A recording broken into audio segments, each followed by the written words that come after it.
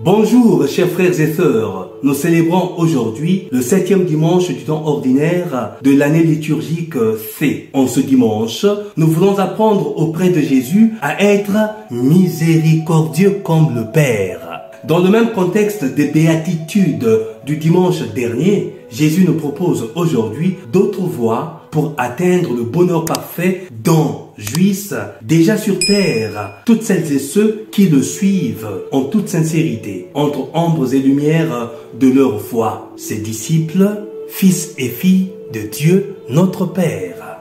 Du bonheur fugitif de ce bas monde à la béatitude concrète en Dieu, il faut être miséricordieux comme notre Père. C'est l'objectif final. Et Jésus lui-même nous donne les moyens concrets pour y arriver. Aimez vos ennemis. Faites du bien à ceux qui vous haïssent. Souhaitez du bien à ceux qui vous maudissent. Priez pour ceux qui vous calomnient, nous dit-il dans l'Évangile. Il ne s'agit pas d'un amour sentimental ou simplement affectif, mais d'un amour opérationnel et concret, effectif et affectif qui va au-delà du cadre passionnel et du plan émotionnel. C'est-à-dire qu'il est difficile d'aimer objectivement nos ennemis, puisque aimer tous ceux qui nous aiment, tout le monde sait le faire. Et c'est évident, même les non-croyants et les athées le savent. Ils aiment ceux qui les aiment. La philanthropie, le patriotisme, le narcissisme sont aussi des formes d'amour, mais alors peut-être sans Dieu. Mais Jésus, aujourd'hui, nous indique des actions concrètes à mettre en œuvre et des comportements à assumer pour y arriver. Aimer ennemi devient un oxymore chrétien qui manifeste une folie d'amour pour celui qui n'est pas objectivement aimable. Et le non aimable, par excellence, c'est l'ennemi pour lequel il faut corriger le mal subi en faisant du bien, confondre les malédictions reçues par la bénédiction prononcée à son endroit et par la prière comme arme redoutable contre l'adversaire inconnu ou connu, intérieur ou extérieur. Le plus grand ennemi à pardonner, c'est cette velléité en nous qui nous empêche d'aimer. Et David, dans la première lecture, nous donne un bel exemple. Le Seigneur t'avait livré entre mes mains, mais je n'ai pas voulu porter la main sur celui qui a reçu l'onction du Seigneur, dit David.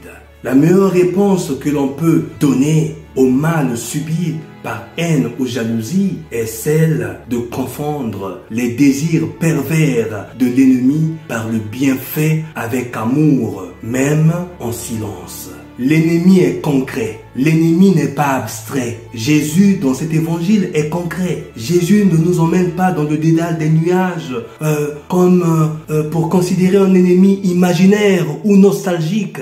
Mais ici, Jésus parle d'un ennemi concret. Ce n'est pas ceux qui vivent le transfert de conflits ou ceux qui se considèrent être votre ennemi alors que vous ne l'êtes pas pour eux. Ce n'est pas ceux qui croient que mon ami est ennemi à telle autre personne et automatiquement cette personne devient aussi mon ennemi. Ou bien deux amis ne s'entendent pas et moi je dois entrer dans ce conflit-là pour être l'ennemi de l'un ou de l'autre. Il ne s'agit pas ici de ce contexte d'inimitié parfois que nous vivons ou que nous imaginons. Parce qu'il y a des gens qui se font ennemis, mais alors que vous n'êtes pas au courant que vous êtes leur ennemi. Il y a des gens qui vous considèrent comme un ennemi potentiel alors que vous ne l'êtes pas. Il y a beaucoup d'exemples à donner. Et ce sont des obsessions, ce sont des névroses que certaines personnes gèrent et qui font que vous devenez leur ennemi alors que vous n'êtes pas au courant que vous êtes leur ennemi. Et ce sont des gens qui se font des ennemis, parfois imaginaires ou nostalgiques. Et parfois, il faudrait comprendre ce genre d'inimitié, de jalousie et de haine.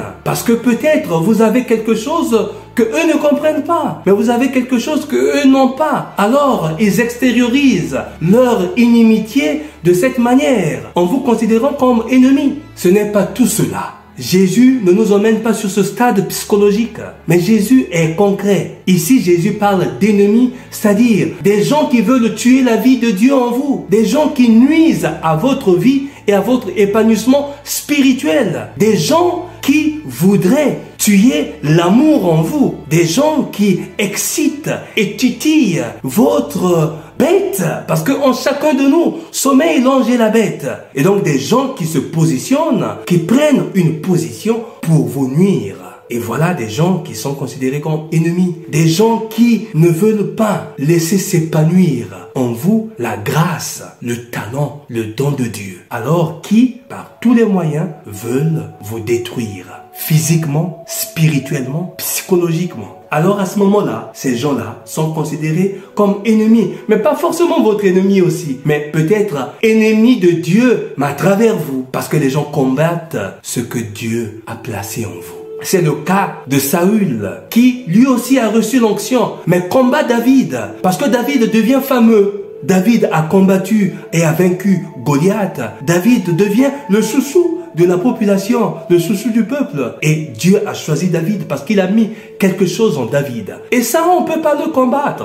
On peut vouloir vous nuire et vous détruire, mais on ne peut pas éteindre l'étoile de Dieu en vous. Et pour cela, il ne faut pas évidemment aller combattre avec des armes humaines. Pour cela, il ne faut pas aller chercher à convertir forcément cet ennemi pour en faire un ami, à vous asseoir et à prendre des vacances avec lui. Ce n'est pas forcément cela, ça ne fonctionnera pas. Et Jésus ne nous demande pas de prendre vacances avec nos ennemis. Il faudrait être prudent. Mais Jésus nous demande de les aimer. Jésus nous demande de pardonner. Jésus nous demande de prier pour eux. Et c'est concret, ce n'est pas imaginaire. Et c'est réel.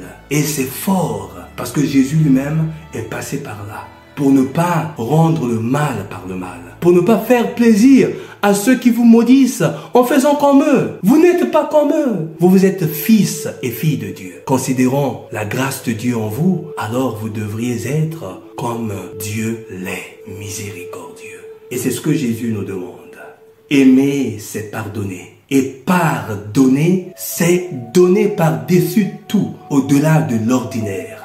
À qui te frappe sur une joue, à qui t'enlève ton manteau, à quiconque te demande. Ainsi, ce que vous voulez que les hommes fassent pour vous, faites-le pour eux pareillement. C'est la règle d'or que l'on trouve certes dans toutes les religions existantes, mais de façon réaliste dans le christianisme. Cette règle est réaliste dans le christianisme. Autrement, nous ne serons considérés que comme des êtres vivants sous l'égide d'Adam, comme tout le monde, mais pas des êtres spirituels à l'image du Christ, nous dit Saint Paul dans la seconde lecture de ce jour.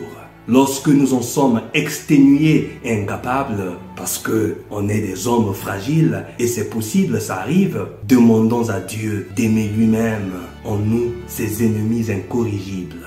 Et il le fait tout de suite. C'est une grâce noble à demander. Seigneur, quand je suis incapable d'aimer mes ennemis, viens toi-même les aimer, pardonner en moi et à travers moi. Et le Seigneur, tout de suite, il le fait. Alors, résumons. Il y a 5 voies sacrées d'amour, comme les 5 doigts de la main, tracées par Jésus, pour vivre heureux au sens fort du terme, pour ne pas confondre bonheur fugitif et béatitude. Le bonheur, on peut l'avoir en ce monde, mais ce bonheur est fugitif.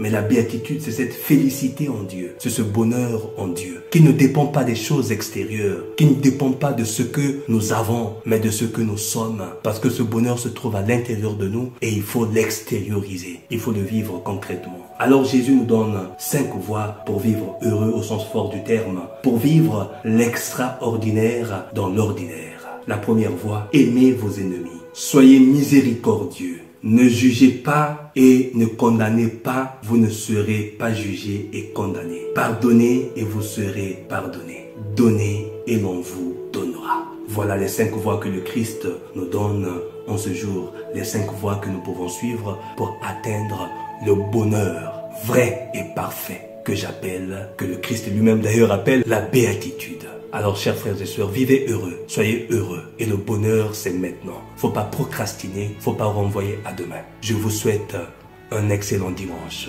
Priez pour moi, comme je prie pour chacun et chacune de vous. Nous sommes en train de passer des moments difficiles, mais la prière peut nous aider à rester soudés et à rester scottiers. À toutes celles et ceux qui me suivent sur ma page personnelle, les méditations du Père Stéphane Yanil Gisnel en Podia sur YouTube, et aux amis de catéchisme online, je vous souhaite un très bon dimanche. Que Dieu vous bénisse. Stephen Yanil Ngodia, serviteur inutile.